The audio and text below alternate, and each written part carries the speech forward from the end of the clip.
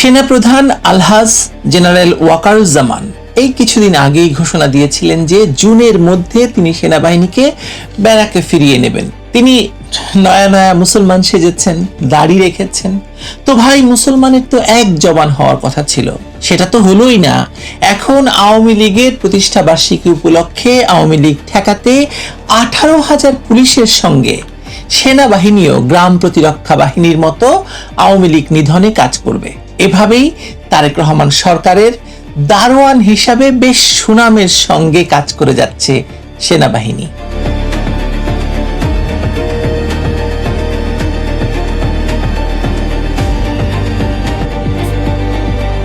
আসলে বাংলাদেশে কি ঘটছে বলুন তো?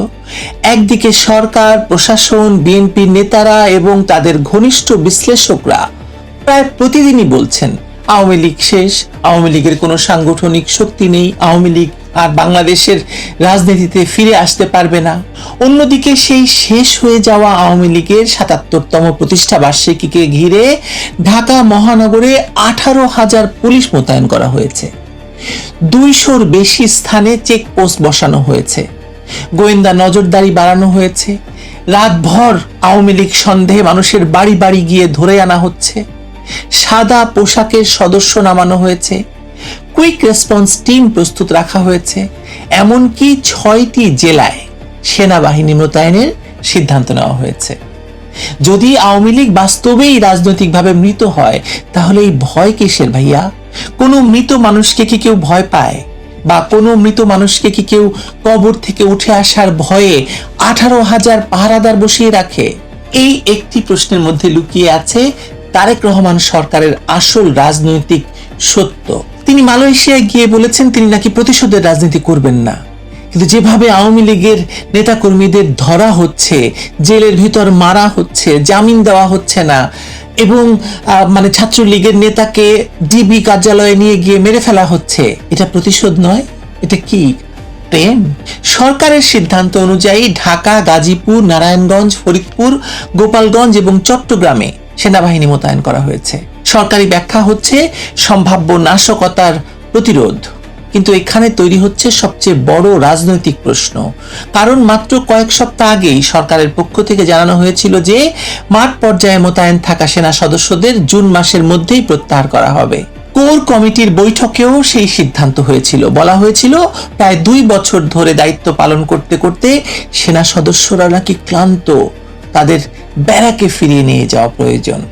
কিন্তু বাংলাদেশের আসিফ মুনিরকে চিনেছেন তো, ফিল্ড মার্শাল। যে কোনো দিন হয়তো এই ওয়াকারুজ্জামানকেও ফিল্ড মার্শাল ঘোষণা করা হবে। তিনি এখন আপাতত আলহাজ হয়েছেন।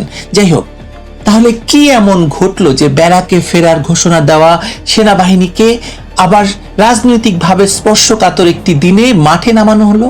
উত্তরটা কিন্তু কঠিন নয়। সেনাপ্রধান ওয়াকারুজ্জামান প্রথমে বলেছিলেন পুলিশ সংগঠিত হলে ব্যারাকে ফিরবেন, তারপর বললেন নির্বাচিত সরকার এলে ফিরবেন, তারপর বললেন জুনের মধ্যে সব সেনা ফিরবে।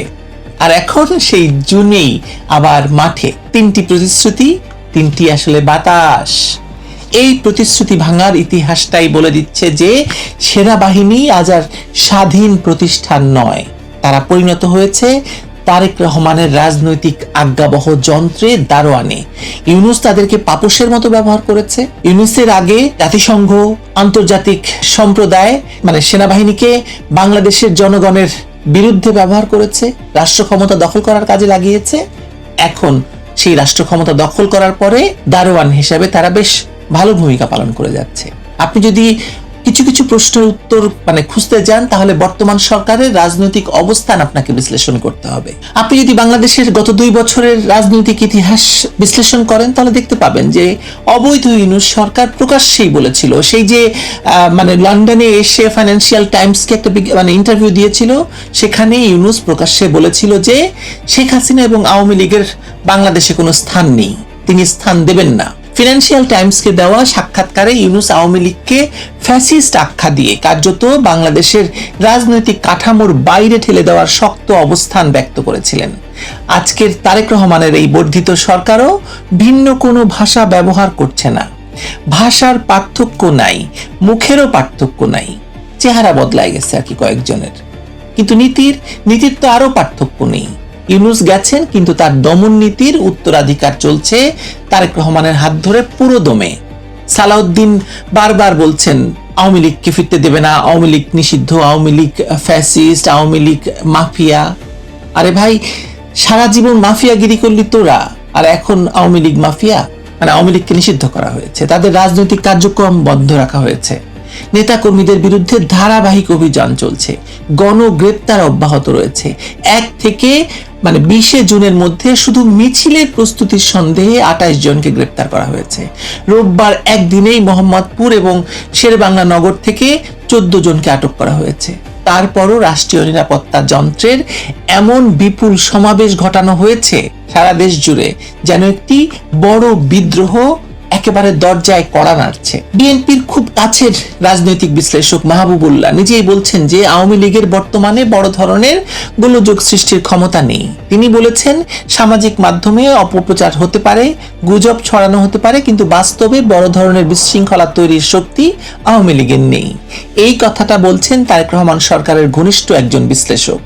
তাহলে প্রশ্ন হলো, যখন আপনার নিজের সমর্থক বিশ্লেষক, আপনার সরকারের অংশীজন বলছেন যে আওয়ামী লীগ দুর্বল, তখন 18,000 পুলিশ, আবার তার সঙ্গে সেনাবাহিনী নামানোর প্রয়োজন পড়ছে কেন? এই বিরোধ আসলে নিজে প্রমাণ করছে যে এই সরকারের মুখের কথা আর বুকের ভয়ের মধ্যে বিশাল ফারাক আছে। এই প্রশ্নের উত্তরের মধ্যেই লুকিয়ে আছে ক্ষমতার নিরাপত্তা মনস্তত্ত্ব। কারণ যে সরকার নিজেকে আত্মবিশ্বাসী মনে করে, সে রাজনৈতিক প্রতিপক্ষের প্রতিষ্ঠা বার্ষিকীকে জাতীয় নিরাপত্তা সংকট হিসাবে প্রমাণ করতে চায় না। কিন্তু যে সরকার জানে তার বৈধতা নিয়ে প্রশ্ন আছে, জনপ্রিয়তা নিয়ে তো প্রশ্ন আছেই, এবং রাষ্ট্রীয় যন্ত্র ছাড়া তার রাজনৈতিক এবং ক্ষমতায় থাকার অবস্থানটা ভয়াবহ দুর্বল, সে প্রতিটি রাজনৈতিক প্রতীককেই নিরাপত্তা হুমকি হিসাবে বিবেচনা করতে শুরু করে, এবং তাই করছে। এই তারেক রহমানের সরকার জানে যে তথাকথিত গণ অভ্যুত্থানের ফসল হিসেবে ক্ষমতায় আসা জুলাই সন্ত্রাসীদের সহযোগিতায় গড়া এই কাঠামো কতটা ভঙ্গুর। তারা জানে যে একটি মোমবাতির মিছিলও তাদের ক্ষমতার ভিত নড়িয়ে দিতে পারে। আরো লক্ষণীয় বিষয় হলো, আওয়ামী লীগের বিরুদ্ধে অভিযানে পুলিশের পাশাপাশি যে সেনাবাহিনীকে ব্যবহারের প্রবণতা ইউনূস সরকার করেছে, এবং তারেক রহমান সরকার তার ধারাবাহিকতা বজায় রেখেছে। 2024 সালের পর থেকে সেনাবাহিনীকে যে ধরনের অভ্যন্তরীণ দায়িত্ব দেওয়া হয়েছিল, বাংলাদেশের ইতিহাসে তার নজির নেই। বিচারিক ক্ষমতা, আইন শৃঙ্খলা রক্ষা, নির্বাচনী দায়িত্ব, রাজনৈতিক উত্তেজনা নিয়ন্ত্রণ, সবকিছুর কেন্দ্রে সেনাবাহিনী। ফলে সেনাবাহিনী কি তাদের সাংবিধানিক এবং পেশাগত দায়িত্বের গণ্ডির মধ্যে আছে কিনা, নাকি তারা ক্রমশ একটি রাজনৈতিক ব্যবস্থার নিরাপত্তা বা দারোয়ানে পরিণত হয়েছে? এই প্রশ্ন এখন আর শুধু আমরা নয়, এই প্রশ্ন আন্তর্জাতিক পর্যবেক্ষকদের কাছ থেকেও শুনতে পাচ্ছি আমরা। এখানে আরেকটি কথা বলা দরকার, এই যে যুদ্ধাপরাধী জামায়াত ইসলামী এবং তাদের কুখ্যাত ছাত্র সংগঠন ইসলামী ছাত্র শিবির, সঙ্গে নয়া রাজাকার এনসিপি, এই ঘাতকদের দল আজ বাংলাদেশের রাষ্ট্র ক্ষমতা একদম অলিন্দে বসে আছে। 1971 সালে যারা পাকিস্তানি হানাদারদের সহযোগী হিসাবে মুক্তিযোদ্ধাদের হত্যা করেছিল, মা বোনদের সম্ভ্রম লুট করেছিল, বুদ্ধিজীবীদের খুন করেছিল, সেই দলই আজ বিএনপির কাঁধে চড়ে তারেক রহমানের ছায়ায় দাঁড়িয়ে সেনাবাহিনীকে নিজেদের রক্ষা কবচ হিসেবে ব্যবহার করে এখন শাহবাগে গিয়ে আওয়ামী লীগ দমন করছে 71-এর মতোই। এটি শুধু একটি সরকারের ব্যর্থতা নয়, এটি একটি জাতির সামনে সবচেয়ে বড় ঐতিহাসিক বিপর্যয়। সবচেয়ে বড় বিষয় হলো যে আওয়ামী লীগকে প্রতিদিন মৃত ঘোষণা করা হচ্ছে, যে আওয়ামী লীগকে রাষ্ট্রীয় শক্তির সর্বোচ্চ সমাবেশের মাধ্যমে মোকাবেলা করা হচ্ছে। রাজনীতিতে এমন বৈপরীত্য সাধারণত তখনই দেখা যায় যখন বাস্তবতা এবং প্রচারণার মধ্যে ভয়াবহ ফারাক থাকে, যখন সরকারের মুখে এক কথা বলছে আর সরকারের কাজ আর এক কথা বলে, তখন এই সরকার তো মিথ্যাবাদী তো বটেই, সরকার যে ভীত তা প্রমাণ পাই আমরা। আওয়ামী লীগ কতটা শক্তিশালী সেটা মূল প্রশ্ন নয়, মূল প্রশ্ন হলো আওয়ামী লীগ যদি সত্যি শক্তিহীন হয়, তাহলে তাকে মোকাবেলা করতে রাষ্ট্রের এত শক্তি কেন প্রয়োজন হচ্ছে? আর যদি এত শক্তির প্রয়োজন হয়, তাহলে কি তারেক রহমানের সরকার নিজেই স্বীকার করে নিচ্ছে যে বাস্তবতা তাদের প্রচারণার চেয়ে সম্পূর্ণ ভিন্ন? আওয়ামী লীগ বাংলাদেশের এখন সবচেয়ে জনপ্রিয়তম দল, শেখ হাসিনার অ্যাপ্রুভাল রেট তারেক রহমানের চেয়ে বহুগুণ বেশি। বাংলাদেশে আর কোনো রাজনৈতিক নেতৃত্বের এরকম অ্যাপ্রুভাল রেট নেই, এটা তো স্বীকার করে ফেলছে সরকার। বাংলাদেশের মানুষ এটা দেখছে, ইতিহাস এটা লিখে রাখছে। ব্যারাকে ফেরার ঘোষণা দেওয়া সেনাবাহিনী আবারও মাঠে। এবার রাজনৈতিক প্রতিপক্ষ দমনের নতুন মিশন দেওয়া হয়েছে তাদেরকে। তারেক রহমানের সরকারের দারোয়ান হিসাবে এবং তাদের প্রধান হিসাবে জেনারেল ওয়াকারুজ্জামানকে বেশ মানিয়েছে বলতে হবে। কি মানিয়েছে না?